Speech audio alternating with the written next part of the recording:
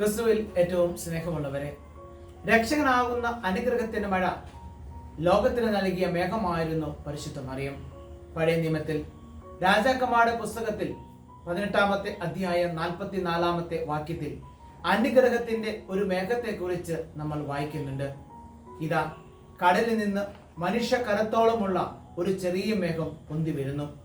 1 രാജാക്കന്മാർ 18:44. ഈ ലോകത്തിലെ മറിയത്തിന്റെ ജനനം ദൈവത്തിന്റെ ഹിതപ്രകാരമായിരുന്നു. മനുഷ്യരാശിയോടുള്ള അനന്തമായ സ്നേഹത്തിന്റെ സമ്മാനമാണ് മറിയത്തിന്റെ ജനനം എന്ന് പറയുന്നത്. വരണ്ടുണങ്ങിയ മനുഷ്യ ഹൃദയങ്ങൾക്ക് ഇന്നും ആശ്വാസമായി നിലകൊള്ളുന്നത് ഈ അമ്മയുടെ സാന്നിധ്യവും സ്നേഹവും മാധ്യസ്ഥവുമാണ്. പ്രതീക്ഷറ്റ ജീവിതങ്ങൾക്കും സഹനങ്ങളിലും പ്രതിസന്ധികളിലും മുങ്ങിത്താഴുന്നവർക്കും മറിയത്തിന്റെ ജനനത്തിരുന്നാൾ ഒരു ആശ്വാസമേകട്ടെ. കടലിൽ നിന്ന് ഉയർന്നു വന്ന അനുഗ്രഹത്തിന്റെ ആ ചെറിയ മഴമേഘം ആശ്വാസത്തിന്റെ കുളിർമഴ നമ്മുടെ ജീവിതങ്ങൾക്കും നൽകട്ടെ.